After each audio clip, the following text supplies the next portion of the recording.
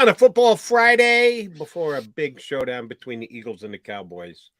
Or we thought it was going to be a big showdown. It's still an important game. Don't get too haughty, Eagles fans. They still have to win one more game before they lock up home field advantage throughout the playoffs in the NFC. It's Eagles Cowboys. That makes it a big game just on face value. And Dallas, they want this game. They will be highly motivated to try and win this game, but they're as realistic about their chances as the Eagles are. We're talking 5%, 95%. 95% the Eagles are going to win the division. 5% the Eagles are going to, the Cowboys are going to. So we can look at it in the proper focus that it deserves. But the Cowboys want to continue to build some momentum going into the playoffs. They know they're probably going to have to go through via the wild card, which means a whole lot of road games, which might actually be a better thing for the Cowboys, truth be told. We on Birds 365 always look at things through an Eagle lens. What do you think the mindset of the Cowboys is this week, John?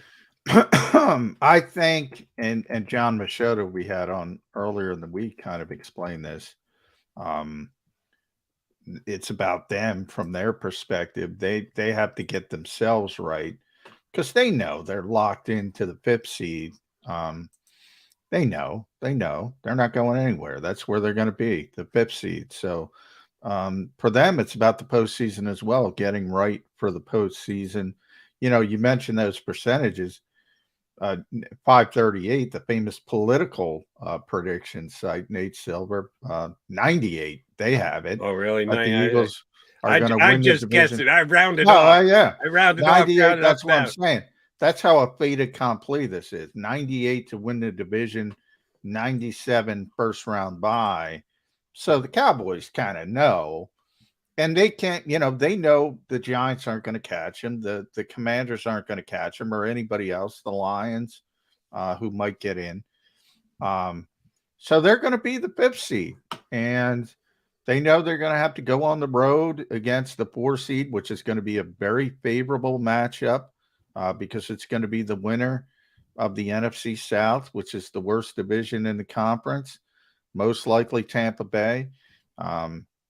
You have the Tom Brady problem, but that has not been a good football team for anybody who hasn't paid attention to Tampa Bay this year. So the Cowboys, even though it's on the road, should be favored, will be favored, should win the football game. Now, they should have won the football game last year when they lost to San Francisco, but no guarantee of anything. And that's why we're all talking about a potential third matchup. It's almost like the NFL scripting drama, right, Jody? You have Cooper Rush against the Eagles first, and all the Cowboy fans can say, well, it was Cooper Rush, and you didn't really beat us. And now it's Gardner Minshew against the Cowboys down in North Texas. And if the Eagles lose the game, Eagles fans will be able to say, well, you didn't beat Jalen Hurts. And then you set up the same way third Cowboy matchup. fans said about Dak Prescott when the Eagles beat Cooper Rush earlier this year. It's the same thing. Same exact thing. So you build up that drama for match number 3, and you finally get Jalen Hurts and Dak Prescott. I think that's what the NFL hopes happens. You almost think they're scripting the drama at times. But yeah, for the Cowboys, it's about getting right for themselves because they got to get right for the playoffs. They know their bait, just like the Eagles know their bait. I brought this up Monday, and it's now even more locked in because he went full practice this week. Reed Blankenship was a participant on the quote-unquote projected lineup after not having a full practice. And yesterday he was fully invested in the practice, not limited in any way. It's amazing, the Reed Blankenship up and down. Looked like he might not make the team, even though I remember you and I talking about it back in the summer, how he always likes to have that one undrafted free agent that they can, hey, look, we got this guy when nobody else in the league thought of him. So we thought that was his way to maybe even sneak onto the roster. Sure enough, he does, makes the team. He doesn't see the light of day, doesn't play any. They got Chauncey Gardner, so he's buried on the bench. Ooh, shoot, injury. Ooh. They actually have him rated above a drafted player filling in at the safety position. Oh, he goes in and plays real well, makes some big hits, becomes a bit of a fan base darling, and then he turns around and gets hurt. Oh, how are we going to survive without Reed Blankenship? The ups and downs of Reed Blankenship's rookie year have been amazing. It looks like he's going to be good to go on Sunday, John. How big a re-addition is him to the lineup for the Birds? Yeah, I mean, it's tough to say coming off the Chicago game because the plan worked so well. But I think, again, context is everything. All right. Chicago does not throw the football well at this stage of the game. They just don't. So you could get away with Kayvon Wallace a little bit more in that particular game than you can get away with him with a team that could throw the football. Now, obviously, the best case scenario would be CJ, who's still tied for the league lead in interceptions, but he's not available. Reed played very well for the most part. You had the one play against the Packers, but I think people forget, he wasn't the one who got beaten coverage there. He just took the wrong angle. I believe Marcus Epps was the one who was beaten coverage by Christian Watson. And yeah, he took the wrong angle, but he'll learn from that. He's played very well. So it's kind of in between. It's better, because Dallas can obviously, we've talked about some of their issues and not having complimentary receiver for CeeDee Lamb and maybe Dalton Schultz being the real number 2 there, but they're a heck of a lot better throwing the football than Chicago. I mean, they're not incompetent throwing the football. They can hurt you throwing the football. So it's more important to have your actual post safety in there. So Blankenship is their best option. So yeah, it's a big get back this week. That, and of course, Dallas Goedert coming back. We knew it as of early this week. We thought that was going to be the case last week. I asked you about this last week. How much do you think the weather factored into that? Because Dallas certainly talked it up that he was good to go. As soon as he was activated, he was going to be good to go. He even questioned whether he needed to go on IR for the full 4 weeks, and then he has to go an extra week before he gets back into the lineup, and you can draw whatever conclusions, read into that, whatever you want. This week, they weren't even waiting. They activated him earlier this week. We know he and Gardner Minshew had a big game last year against the Jets. That's his type of routes, and the type of routes it seems like Gardner Minshew likes to throw.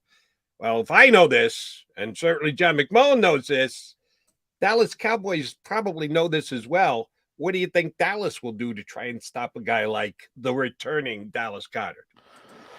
Well, Dallas usually plays 3 safeties anyway. For the majority, their sort of base defense is a 3 safety defense, so they're probably better equipped for that stuff than most people.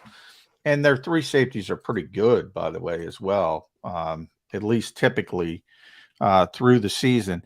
We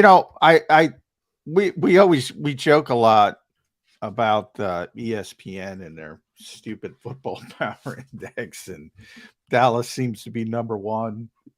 I think that seems to be, has been, continues to be, is still, as we sit here right now. And if, God forbid, the Eagles win this game with Gardner Minshew this week and they're still number 1 come Christmas Day, that's not going to be a good look for you. It's not now, but it'll just even be worse. Yeah, I mean, they are a good football team. Now, that's silly, but they are a good football team. And I think defensively, especially, and that's what I was trying to look up. So defensively, they're 8th overall, top 10. They're top 10 in most categories, most significant categories. They're number 1 in generating turnovers. Number 1, they're even better than the Eagles. They create more turnovers. They're number 2 in turnover ratio to the Eagles. The Eagles are number 1 in turnover ratio because they take care of the football a little bit better. But I think a big part of their defense is those safeties. So we're talking about Donovan Wilson. That's why, Donovan Wilson has played 812 snaps. Malik Hooker's played 684, and Jaron Kearse played 636. they play those guys together. They might be the only team in the league that's just flat out base defense, 3 safeties. Right. So they might be better equipped to handle tight ends than any other team in the NFL. And and when you have these bad defensive games, and we see it here, probably Philadelphia is the best example of this, Jody. The Eagles are the second ranked defense in the entire NFL. We talked about the sacks, the turnovers, the number 1 pass defense, everything they have. And you still have a big portion of the fan base that thinks the defense stinks. Because again, I think in the modern NFL, good offense beats good defense. So even the best defenses can be gashed if you're playing good offense. And to me, good offense starts with if you can block people, you can score in this league. So when you look at the Cowboys and say, wow, they gave up a 17-point lead, their defense stinks. Their defense doesn't stink. It's really, really good. And you got to be wary of it. You can't just default to, oh, they gave up. Everybody gives up leads in this league, maybe with the exception of the 49ers. Yeah, but I got to look at the 49ers schedule because I'm sure they've had bad games defensively as well. Because everybody had one. Kansas City hung a 40-plus spot on. Well, there you go. That was, I think Bose was out of the lineup that day. 49ers were a little beat up defensively when Kansas City had the big day on them. Defenses can peak and valley. They can go up and down, and we'll see if the Cowboys can get back on an uptick. Last night, the Jet defense did a pretty damn good job of shutting down the Jaguars offense, held them to a couple of field goals. The Cowboy defense didn't come close to doing what the Jets defense did against that same Jaguar offense in back-to-back weeks. I'll say the Cowboy defense, they've been too good too often this year to get dismissive because they got a 40 spot hung on them last week. But they're not playing their best defense right now. And the Eagles need to take advantage. They're definitely not. They're definitely not. But I think when you look at the players and you see, and we haven't even brought up, I was talking about the safeties. I mean, Micah Parsons is whether you like him or not, it's one of the best defensive players in this league. Yep. DeMarcus Lawrence is still one heck of a player up front. Dorrance Armstrong is having a good year. I know he's a little bit banged up. I think he's questionable, but he's a really good player. Leighton Vander Esch is out, but they still have the linebacker from Minnesota, former Pro Bowl guy, Anthony Barr. Anthony Barr. I mentioned the safeties. Trayvon Diggs is, don't let your guard down on that guy. Let's put it that way. They have a lot of good players on defense. So I guess what I'm trying to say is, just because they had a bad week, don't assume they're a bad defense. Trayvon Diggs is a lot like Darius Slay. I know Eagle fans probably won't want to hear that because Slay has been as good as he has since he got into an Eagle uniform. Slay gets beat too. Slay makes big plays. He's a playmaker. That's why he likes being called Big Play Everybody Slay. Gets beat. Everybody gets beat. I flipped on the Jets. Ahmad Gardner's having a great year. Great year. I happened to flip on the game. The minute I flipped on the game, Evan Ingram made him look silly, a tight end. Everybody gets beat. It's so hard to play corner in the NFL. It doesn't matter who you are. You're getting beat at certain points. And this assumption that guys don't get beat, they get beat. You see, Slay is a phenomenal cornerback. But yeah, if you're judging, we can never get beat, that doesn't exist. That doesn't exist. No such thing as a shutdown corner in the National Football League anymore.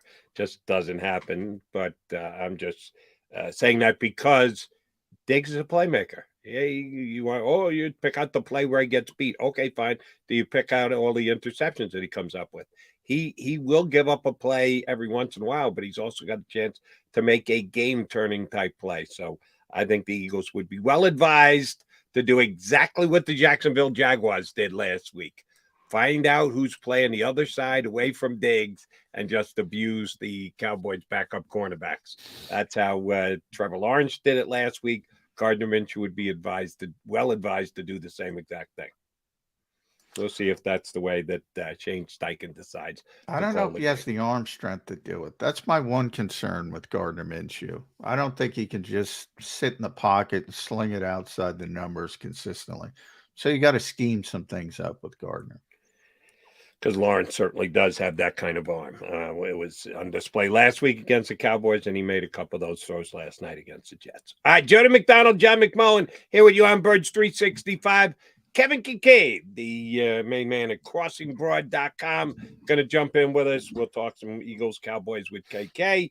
We still got 40 minutes left to chop it up with you on Eagle Cowboy Week here on Birds